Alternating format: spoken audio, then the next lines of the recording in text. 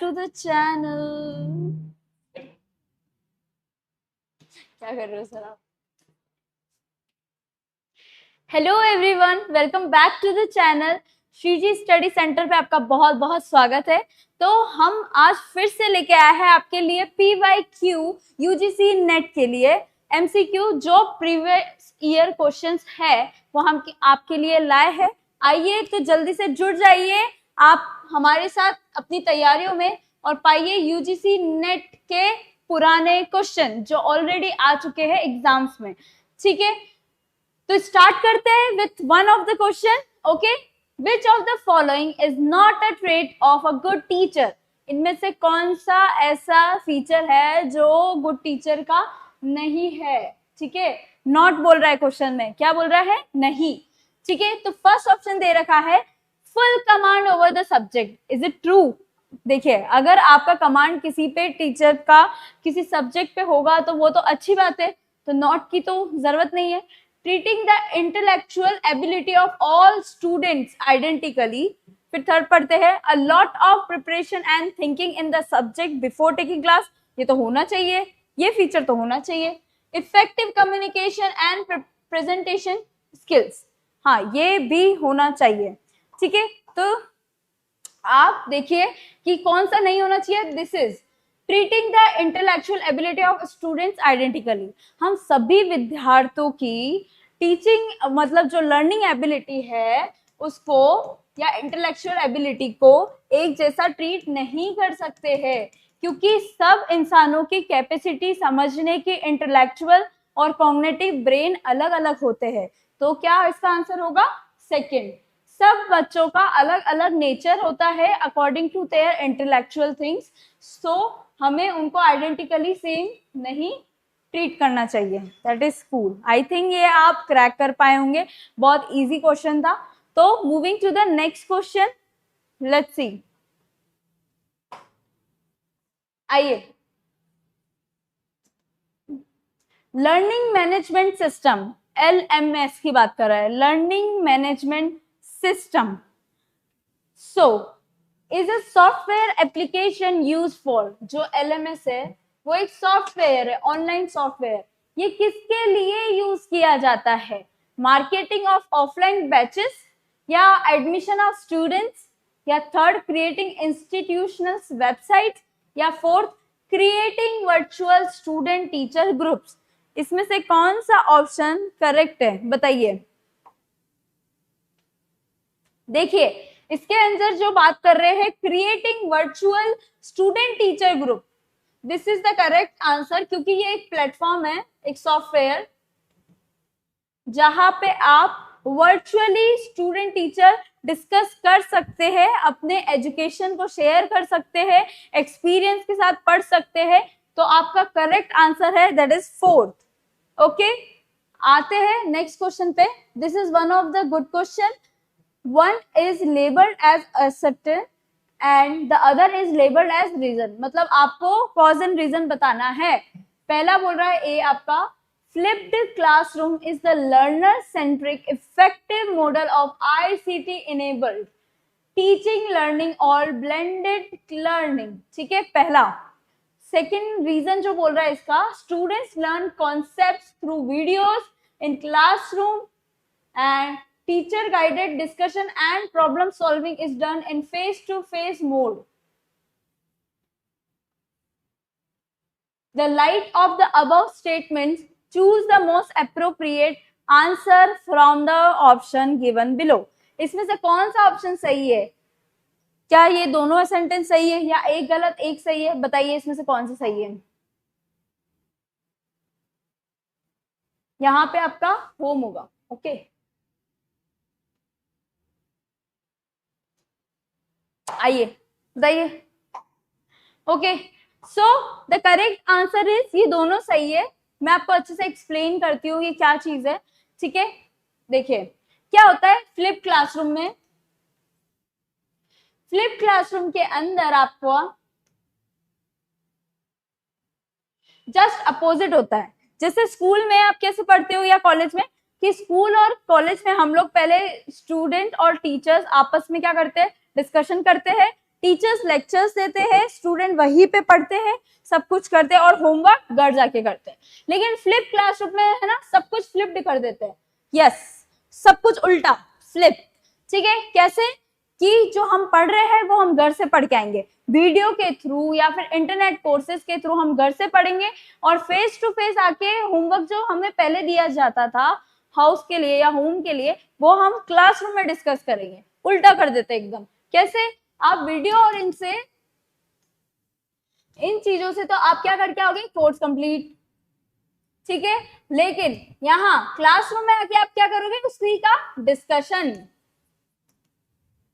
ये एक तरह से लर्नर सेंट्रिक है, क्योंकि इसने सारी रिक्वायरमेंट लर्नर के अकॉर्डिंग चल रही है। वो घर से पढ़ के आ रहा है और उसको जो भी प्रॉब्लम आ रही है वो स्कूल में, क्लासरूम में आके बोल रहा है। जैसे पहले क्या हुआ करता था, स्टूडेंट्स रीड ओवर मटेरियल्स, ठीक है, क्लास में, student listen to the lecture, student attend the homework at home. ठीक है, ये class, during the class, before the class. लेकिन इसमें क्या होता है, student complete interactive learning model complete करता है, इंटरैक्टिव मॉडल वीडियोस के थ्रू। फिर स्टूडेंट प्रैक्टिस अप्लाइंग की concept with feedback during the class, और students check understanding and extend learning to more complex task. ठीक है, I think you got this. चलो moving to the next. ठीक है, ये आपका हिंदी में दे रखा है same. Next, which will you rate as a good 21st century teacher? मतलब अभी की बात हो रही है, 21st century की बात हो रही है कि कौन सा अभी जो वर्तमान के अंदर है उसमें से गुड टीचर कहलाएगा। Teacher A makes notes from various books and shares the Xerox copy of notes to the student to learn on their own. Is it good? I think ये ट्रेडिशनल में भी फॉलो नहीं किया जाता था। ठीक है, टीचर बी बोल रहा है uses presentation tools and explain the concept followed by discussion। ये तो लग रहा है क्योंकि डिस्कशन और टूल्स और प्रेजेंटेशन आज ही हो रहा है मेनली ज्यादा। ठीक है, आज के टाइम में ज्यादा प्रेजेंटेशन टूल्स डिजिटल चीजों का यूज हो रहा है। टीचर सी बोल रहा है makes notes and writes the information on board and tells students to copy and route learning। Is it true? ये तो ट्रेडिशनल मेथड हो गया जो हम पहले करवाते थे, आजकल के टाइम में ये एप्लीकेबल है ही नहीं। ठीक है, तो देखिए बी तो वैसे ही नहीं है, बी तो है, सॉरी, ए नहीं लग रहा और बी, सी नहीं लग रहा। ठीक है, तो देखते हैं बी किस किस में है, वो हम कट कर देंगे।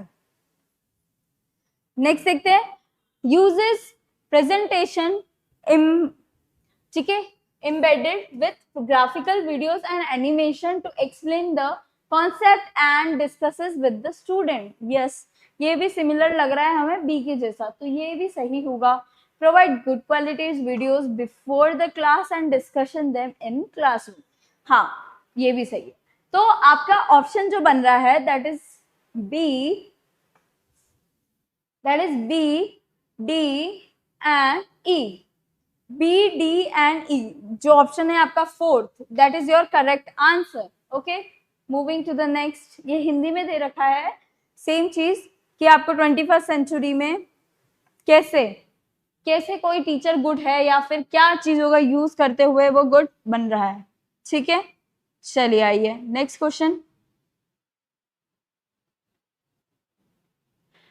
Why should a student not be punished severely? हमें बच्चों को बहुत बुरी तरीके से दंडित क्यों नहीं करना चाहिए, क्या कारण है? First, he she may leave the institution and join another, या he she may quarrel with the teacher, teacher से लड़ने लग जाएगा। पेरेंट्स और स्टूडेंट्स में complain about teacher, या the student may develop a negative attitude towards his her studies, teachers and institute. क्या हो सकता है बताइए इसमें? This is one of the simplest question. Okay, see, इसका आंसर ये होगा कि जो बच्चा है वो क्या करेगा, वो डेवलप करेगा आपके नेगेटिव एटीट्यूड को। किस रिगार्डिंग? एक टीचर के प्रति, इंस्टीट्यूट के प्रति, स्टडीज के प्रति।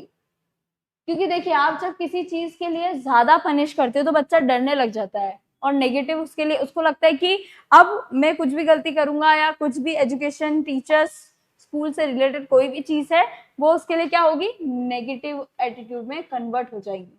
ठीक है, moving to the next question, which of the following is incorrect regarding CBCS. CBCS आपका क्या है,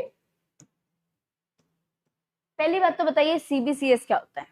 ठीक है, क्या होता है सीबीसीएस फ्रेमवर्क, पहले ही पढ़ लेते हैं। CBCS is a framework to provide choices for electives and optionals to students. CBCS can be implemented only through online programs. MOOCs can be used to provide choices for the CBCS by institutes. Yeah, generic electives and skill enhancement courses are provided under CBCS framework. बताइए जल्दी से इसका answer क्या होगा।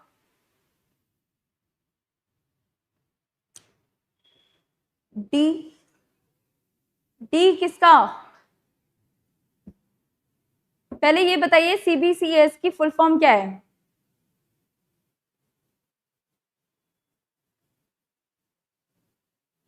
देखिए इसमें जो है कि CBCS can be implemented through only online program, वो आपका गलत है, ये ऑनलाइन नहीं ऑफलाइन होता है मेनली। ठीक है, ऑनलाइन ऑफलाइन दोनों में अवेलेबल है।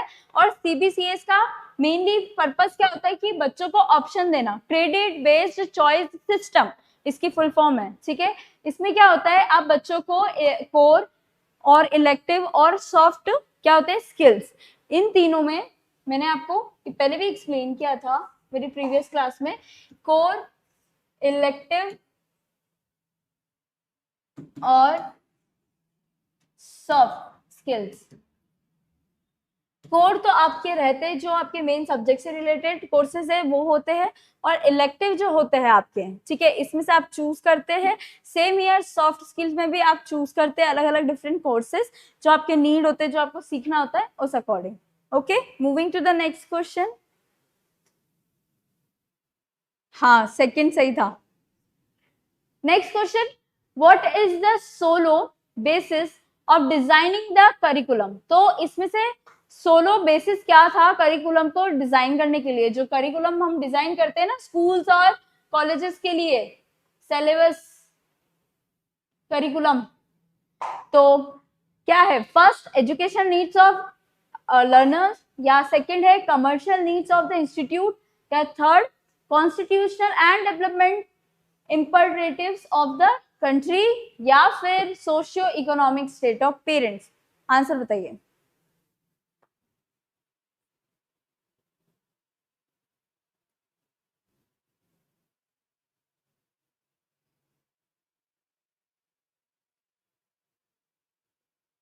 जी हाँ, अब तक तो आपने क्रैक कर लिया होगा। ठीक है, देखिए मेरे को पता है कई लोगों ने ये ऑप्शन सेलेक्ट किया हुआ है ना, एजुकेशनल नीड्स ऑफ लर्नर, पर ये गलत आंसर है। थर्ड आपका जो है वो सही आंसर है, क्योंकि देखिए जब भी हम बात कंट्री की कर रहे हैं या फिर इससे वास्ट जगह की बात करते हैं, ठीक है, वास्ट मतलब वाइडर एरिया, तो मेनली करिकुलम जो है वो आपके कॉन्स्टिट्यूशनल डेवलपमेंट और कंट्री के लिए किया जाता है। ठीक है, इसको ध्यान में रखते हुए आपका करिकुलम का बेसिस बनाया जाता है, तो आपका correct answer will be third. ठीक है, आई नो बहुतों का गलत हुआ है फर्स्ट, पर आंसर ये है थर्ड। आइए next question, which of the following means can be teacher establish a good rapport with his और हर स्टूडेंट्स। इसमें से कौन सा है ऑप्शन जो एक टीचर एस्टेब्लिश करती है गुड रैपोर्ट विथ स्टूडेंट्स, बताइए। First, showing authority in class, second, impressing student by his or her knowledge and skills, playing the role of guide facilitator with our desire to help them, या fourth, becoming a friend to the students। इनमें से कौन सा option best है बताइए।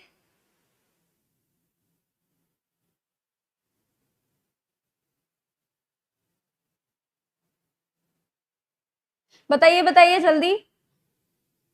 अब एक teacher को स्टूडेंट के साथ कैसा रिलेशन रखना चाहिए क्लास में ड्यूरिंग स्टडिंग, अब तक क्रैक कर लिया होगा। या playing the role of guide and facilitator with the desire to help them. ठीक है, ये ऑप्शन थर्ड आपका करेक्ट है, क्योंकि जब आप गाइड और फैसिलिटेटर बनते हैं तो स्टूडेंट बहुत अच्छे से लर्न करते हैं, अच्छे से सीखते हैं किसी चीजों को। अगर आप एक रोल करते हो एज ए गाइड, उनको हर चीज में क्या कर रहे हो, फैसिलिटेट कर रहे हो, उनकी प्रॉब्लम्स का सॉल्यूशन दे रहे हो, कॉन्सेप्ट को समझा रहे हो, तो इन चीजों का आप रोल प्ले करते हो गाइड का और किस चीज का, फैसिलिटेटर का। ठीक है, moving to the next question. आइए, इफेक्टिवनेस ऑफ टीचर डिपेंड्स, जो इफेक्टिवनेस है वो टीचर की किन चीजों पर डिपेंड करती है? पहली, qualification of teacher, second, handwriting of teacher, third, personality of teacher, या fourth, ability of teachers to explain the concept to the learners. बताइए।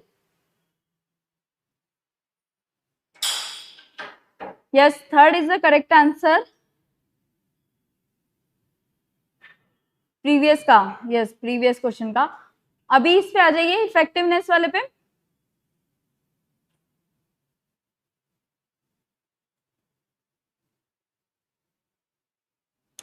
देखिए, इफेक्टिवनेस जो है वो आपकी क्वालिफिकेशन ऑफ टीचर। देखो, अगर आप क्वालिफाई भी हो जाते हो और अगर पढ़ाने की टेक्निक या स्टाइल नहीं आती है तो आप गुड टीचर कभी भी नहीं बन सकते। ठीक है। सेकंड, हैंडराइटिंग, हैंडराइटिंग तो मेरी बहुत बुरी है। ठीक है, तो हैंडराइटिंग का टीचर से कोई लेना देना नहीं है, इतनी अच्छी और इतनी बुरी भी नहीं होनी चाहिए कि बच्चों को समझ में ना आए। पर्सनालिटी ऑफ टीचर, ये भी नहीं। ठीक है, मेनली जो है फोर्थ है, पॉजिटिव। पर्सनालिटी कहीं ना कहीं जब सेकंड ऑप्शन होगा उसके अंदर आ सकता है, लेकिन अभी ability of teachers to explain the concept to the learners, ये एबिलिटी होनी चाहिए। क्या होनी चाहिए? Ability to explain the concept. मतलब जो कॉन्सेप्ट है, मेनली हमारा क्या मकसद होता है टीचर्स का? देखिए, टीचर और स्टूडेंट में मेनली क्या मकसद होता है कि हम स्टूडेंट में कुछ ऐड कर सके, मॉडिफाई कर सके। ठीक है, उनके बिहेवियर को पॉजिटिव करके लर्निंग को इम्प्लांट कर सके। तो इसका जो बिहेवियर है स्टूडेंट का, ड्यू टू लर्निंग हम क्या कर सकते हैं? चेंज कर सकते हैं। अगर उनको कोई कॉन्सेप्ट समझ में आएगा तब जाके तो चेंज होगा ना, उनमें एडिशन होगी ना लर्निंग की, तो इस वजह से ये चीज इंपॉर्टेंट है। Moving to the next question, which of the following is not a traditional role of teacher? इनमें से कौन सा जो रोल है वो ट्रेडिशनल नहीं है? नॉट अ ट्रेडिशनल रोल, वापस से इसमें से कौन सा ट्रेडिशनल नहीं है? First, dissemination of knowledge, second हो गया creation of digital resources, third research and publications, and fourth participating in FDPs and seminars। बताइए, ट्रेडिशनल नहीं है।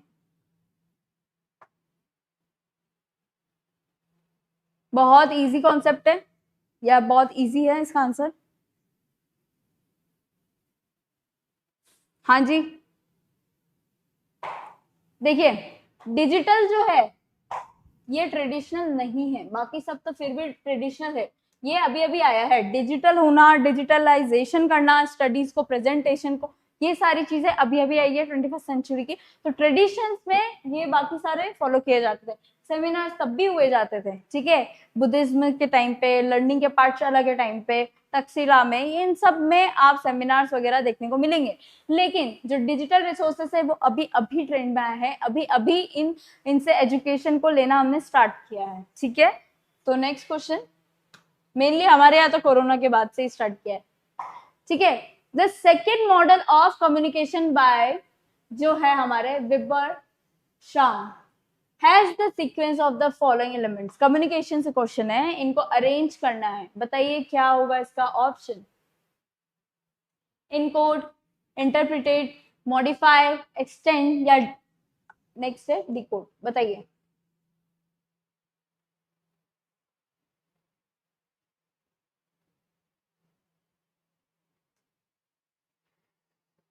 देखिए, अब तक तो क्रैक कर लिया होगा। सबसे पहले आपका आएगा इनकोड। इनकोड होगा तभी तो आप क्या कर पाएंगे, आगे पहुंचा पाएंगे। इनकोडिंग मतलब आपके जो थॉट्स वगैरह है उसको एक सेंटर पॉइंट देना दिमाग में और उसको फ्रेम करना। फ्रेम करने के बाद जब आप बोलेंगे या मैसेज को लिखेंगे या फिर भेजेंगे, तो इसके लिए उसे इनकोड बहुत जरूरी है। देन आता है आपका डिकोड।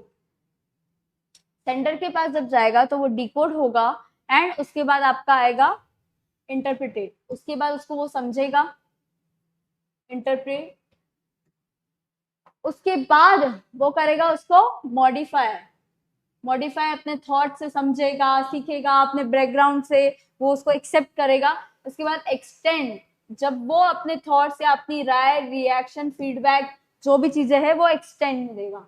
ठीक है, ये आपका प्रोसेस है मेनली। इसका चार्ट ये रहा, देखिए पहले इनकोड है, फिर डिकोडिंग होगी, उसके बाद जाके मतलब क्या होगा, पहले इनकोड से मैसेज गया, फिर डिकोड हो रहा है, डिकोड से फिर वापस कहाँ आ रहा है, फीडबैक के रूप में वापस सेंडर के पास। ठीक है, ये आपका सेंडर है और ये आपका receiver. I think you got this point. So next, moving to the next question. Yes, the provision of earning credits from optional and elective courses was introduced in higher education institute by which of the following? इनमें से कौन सा है, बताइए, earning credits वाला।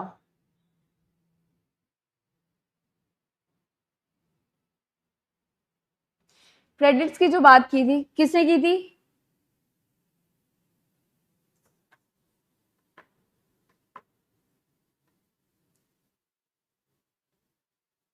बताइए बताइए। पहला ऑप्शन बोल रहा है एबीसी,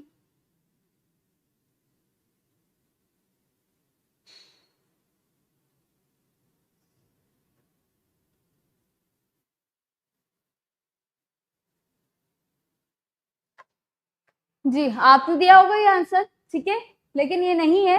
आपका क्रेडिट सिस्टम सीबीसीएस लाया था, ठीक है, इन्होंने इंट्रोड्यूस कराया था। जब आप ऐड करते जाते हैं आपके कोर्सेज के अकॉर्डिंग ईयर वाइज आपको क्रेडिट्स मिलते हैं, वो फिर आगे जाके ट्रांसफरेबल भी है और वो एडिटिव भी है। तो this is given by your CBCS, choice based credit system. Okay, next, while delivering a lecture there is disturbance created by students in class, okay, which of the following measures should be taken by the teacher? इनमें से कौन सा teacher को अपनाना चाहिए तरीका जब कोई बच्चा डिस्टर्ब कर रहा हो क्लास में, बताइए। बहुत इजी क्वेश्चन है ये।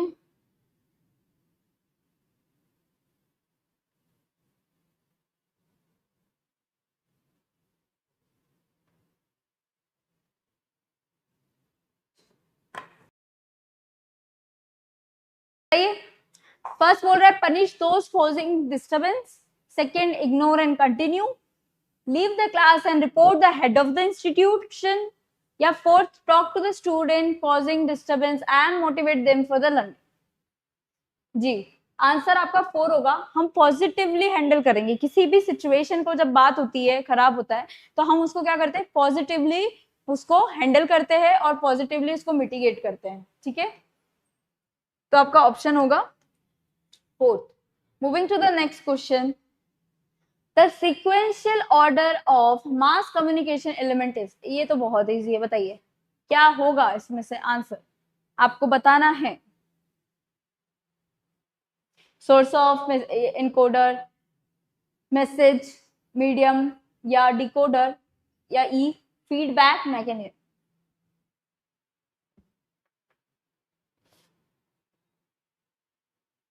जी आपका आंसर होगा इसका A B C D.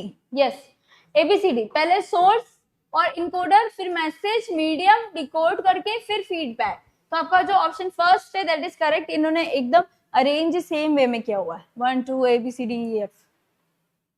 Next देखिए, in communication interpretation of message depends upon, जब हम इंटरप्रिटेट करते हैं किसी भी मैसेज को तो वो किन चीजों पर डिपेंड करता है, transmission speed, type of channel, order of information या कंटेंट कैरेक्टर्स, बताइए बताइए।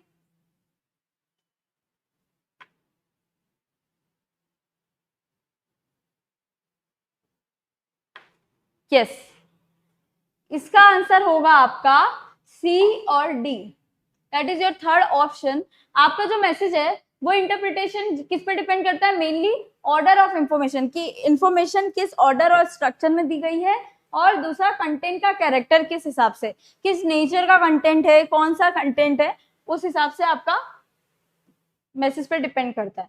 नेक्स्ट क्वेश्चन भी यही है, which of the following elements are needed for the completion of classroom communication. Classroom communication के अंदर कौन सा कम्युनिकेशन सिस्टम या फिर कौन सा कम्युनिकेशन के एलिमेंट्स हमें जरूरत है। ए आपका आता है source, B noise, C content, D receiver, या ई फीडबैक। बताइए जल्दी से। यस, करेक्ट आंसर है डी, आपका करेक्ट आंसर है मिताली जी। ठीक है, fourth that is your correct, क्योंकि देखिए आप ऑटोमेटिकली नॉइज देख रहे हो, this is not a element, ये नेगेटिव चीज है जो आपके मैसेज को डिस्ट्रॉय करता है। ठीक है, डिस्ट्रॉय करता है, डिस्टॉर्ट करता है। इस वाले को हटाना है तो बी जिसमें नॉर्मली बी नहीं होगा, सॉरी बी जिसमें नहीं होगा वो ऑप्शन है आपका, that is your third, A C D E, that is source, content, receiver और फीडबैक। नॉइज आपका नेगेटिव चीज है, इस वजह से आपका क्या होगा, करेक्ट कॉम्बिनेशन बैठेगा ए सी और डी ई, नॉइज। लगता है मैंने प्रीवियस वाला आपका क्वेश्चन का रिप्लाई दे दिया है। ठीक है, चलिए next, in communication interpretation of message, ये वापस रिपीट हो गया है जो अभी हमने किया था, इसका आंसर था ना सी और डी वाला, ये वाला थर्ड। आइए next, in a classroom an effective listener, क्या करेगा ये इफेक्टिव लिसनर, बताइए। Resist distractions, seeks diversions, prefers message filtering, या जजेस द मैसेज डिलीवरी सिस्टम। किन चीजों पे ये आप क्या करोगे, इफेक्टिव लिसनर किन चीजों पे करे, बताइए किन चीजों पे फोकस करेगा। देखो मेनली क्या होता है, आप लोग देखिए इसमें से नेगेटिव चीज क्या दिख रही है, सबसे नेगेटिव फर्स्ट वाला पॉइंट लग रहा है रेजिस्टेंस। ठीक है, आप डिस्ट्रैक्शन को अगर रेजिस्ट करेंगे तो फोकस कैसे करेंगे। ठीक है, तो your option is first only, बाकी तो सीक्स डाइवर्जंस, उसके बाद प्रिफर मैसेज फिल्ट्रेशन और जज द मैसेज डिलीवरी सिस्टम, ये सारी चीजें तो फिर भी सही है। ठीक है, तो एक इफेक्टिव के लिए हमें जरूरत है कि आप रेजिस्ट करें। ठीक है, ये सारी चीजें आपको क्या करेगा, डाइवर्ट करेगा कम्युनिकेशन को, या क्लासरूम में इफेक्टिव लिसनर को सुनने नहीं देगा, करेक्ट इंफॉर्मेशन तक पहुंचने नहीं देगा। तो आपको क्या करना है, रेजिस्ट करना है डिस्ट्रैक्शन को, इधर उधर फोकस नहीं रखना, एक जगह फोकस रखते हुए आगे बढ़ना है और लर्निंग करनी है। ठीक है, next, lack of vocabulary can be serious deficiency in communication। vocabulary की बात हो रही है।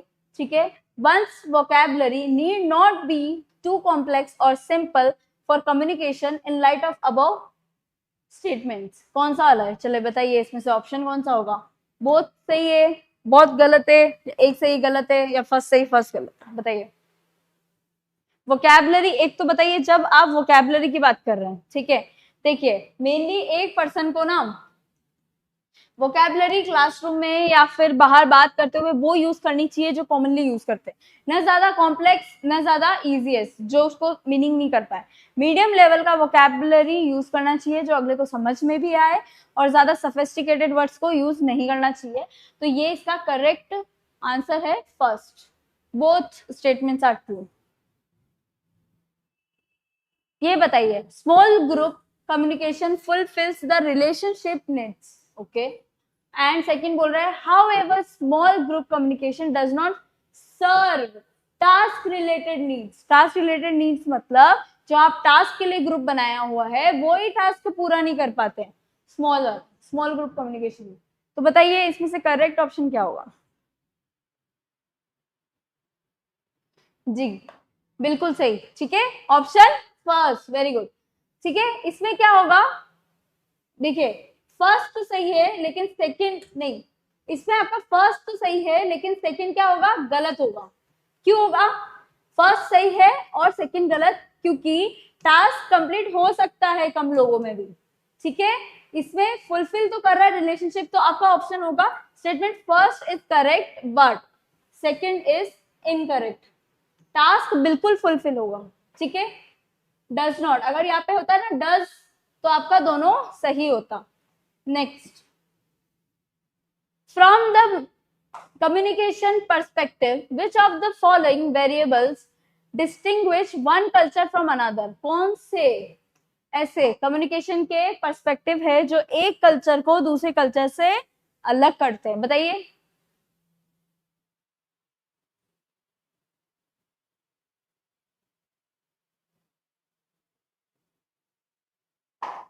जी देखिए, लर्निंग स्किल्स तो सब में सेम होती है, ये अलग नहीं कर सकता, ठीक है। टाइम सेंस हाँ शायद कर सकता है, लेवल ऑफ ग्रेटिट्यूड भी करेगा, डी नहीं करेगा, तो जिसका बी और सी ऑप्शन सही है, yes that is your time sense and level of gratitude. अब देखिए, लेवल ऑफ ग्रेटिट्यूड मतलब कि आप किसी रिलीजन कल्चर में हैंडशेक करते हैं, किसी में हक करते हैं, किसी में नमस्ते करते हैं, तो डिफरेंट डिफरेंट ग्रेटिट्यूड्स है, ठीक है। टाइमिंग भी अलग अलग हो सकती है किसी कल्चर में, किसी में पहले खाना खाते हो फिर बाद में खाते हो, डिफरेंस होता है, ठीक है। हर चीज में, जैसे जैनिज्म में हम सूर्य से पहले खाना खाते हैं, ठीक है, और बाकी के लोग बाद में भी खा सकते हैं, अलाउड, ठीक है। तो ये चीज आपकी क्या कल्चर को डिफरेंट करती है, ठीक है, टाइम सेंस और लेवल ऑफ ग्रेटिट्यूड कल्चर को। नेक्स्ट आता है आपका identify the statutory bodies of a university, इसका आंसर बताइए, बताइए।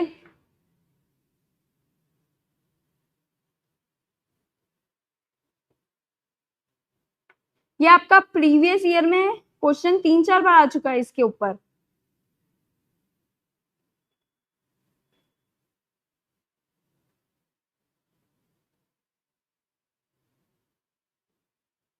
कौन सा है इसमें से जो यूनिवर्सिटी बॉडीज है आइडेंटिफाइड?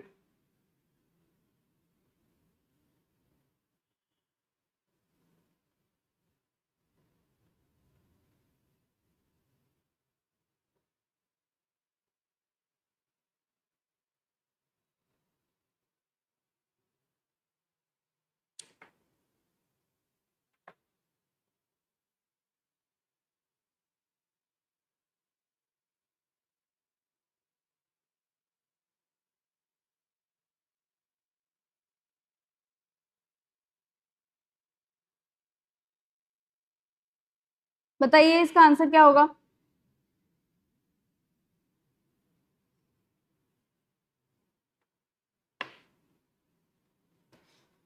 अब तक तो आपने क्रैक कर लिया होगा, ठीक है। तो इसका करेक्ट आंसर है आपका ए, बी और सी, डी, ठीक है, ए, बी और C, D. This board of studies, academic council, executive council and finance committee, ये नहीं है यूनिवर्सिटी कोड, ठीक है, that is your first option. Okay, I think ये तो इजी था कि इनमें से कौन कौन सी यूनिवर्सिटीज है, ठीक है। नेक्स्ट आ जाओ, how could a lamp which does not keep on burning light another lamp, ठीक है। How could a lamp which does not keep on burning light another lamp, अगर कोई लैम्प खुद बंद होगा, खुद बुझा हुआ होगा, तो वो दूसरे लैम्प को कैसे जलाएगा, कैसे रोशन करेगा? ये स्टेटमेंट किसने दी है, किसकी बुक से? शिक्षा learning. Who among the following is the author of this book, कौन इस बुक के ऑथर है, बताइए। जो ये टाइटल दिया गया है बुक के अंदर, वो कौन है इनके author? Ji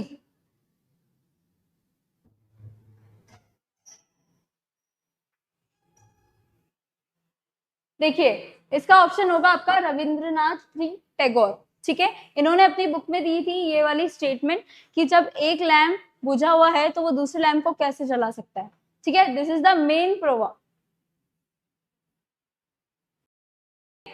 moving to the next, in any modern society communication has कौन सी वैल्यू? First power, second transit, third uncommon, या फोर्थ नॉन क्रिटिकल वैल्यू, बताइए कौन सी है इसमें से? नॉन क्रिटिकल वैल्यू की बात कर रहे हैं, ठीक है। So this is our last question, इसका आंसर आप बताइए, दैट इज पावर वैल्यू। या जो पावर वैल्यू है, एक तो कम्युनिकेशन सोसाइटी की बात कर रहे हैं, तो सोसाइटी में कम्युनिकेशन कैसे होती है? शेयर्ड एक्सपीरियंस, ठीक है, रिलेशनशिप से रिलेटेड, उसके अंदर पावर वैल्यू होती है, और ये क्वेश्चन का आंसर है पावर वैल्यू। ओके, तो मैं आपको एक छोटी सी इंफॉर्मेशन देना चाहती हूँ दैट श्रीजी स्टडी सेंटर अब आपको प्रोवाइड करा रहा है पेपर 1 पेपर 2 दोनों courses. And paper 1 courses avail करने के लिए ऑनलाइन आप प्ले स्टोर से हमारी ऐप को डाउनलोड कर सकते हैं, जो कि जिसकी रेट थी 5899, अब हो चुकी है 1999। तो अवेल करें ये ऑफर, ये सिर्फ लिमिटेड टाइम के लिए अवेल कर सकते हो आप, और उसके बाद रेट्स हमारी फिर से बूस्ट अप हो जाएगी। तो प्लीज आप जल्दी से जल्दी अवेल करें and get your preparation more powerful. Paper 1 को चुटकियों में क्लियर करें without any doubts. Thank you so much and have a good night. अच्छे से प्रिपेयर करें, सीखें, समझें और तैयारियों में लगे। Thank you.